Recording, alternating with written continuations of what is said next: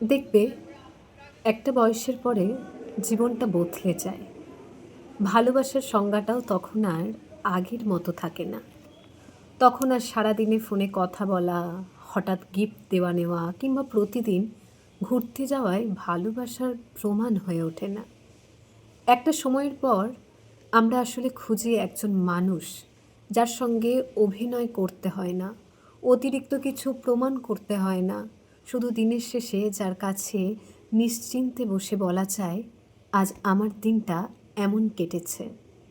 আমরা চাই এমন একজন যার কাছে নিজের ক্লান্তি, ভয়, রাগ, অভিমান সব কিছু খুলে বলা যায় নির্দ্বিধায়। যে মন দিয়ে শুনবে, বোঝার চেষ্টা করবে, বিচার করবে না, যে তোমার অবস্থাটা অনুভব করবে, তোমার না বলা কথাগুলো পড়ে নিতে পারবে। তুমি তার দিনের গল্প শুনবে, সেও তোমার দিনের গল্প শুনবে।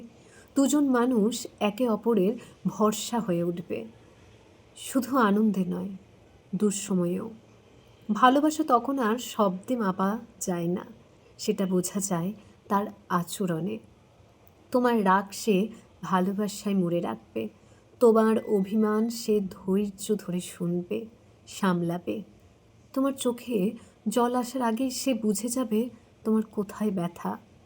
হয়তো জীবনের একটা পর্যায়ে এসে আমরা সবাই এমনই একজন মানুষকে চাই, যে হবে আমাদের নিরাপদ আশ্রয়, আমাদের নীরবতার সঙ্গী, আমাদের সব থেকে কাছের শ্রোতা। কারণ শেষ পর্যন্ত ভালোবাসা মানে প্রতিদিনের বাহুল্যতা নয়, ভালোবাসা মানে দিনের শেষে একজন মানুষ যার কাছে মন খুলে সব কিছু বলা যায়। বলা যায়, তুমি আছো তো, তাই সব ঠিক আছে। কি, তাই তো?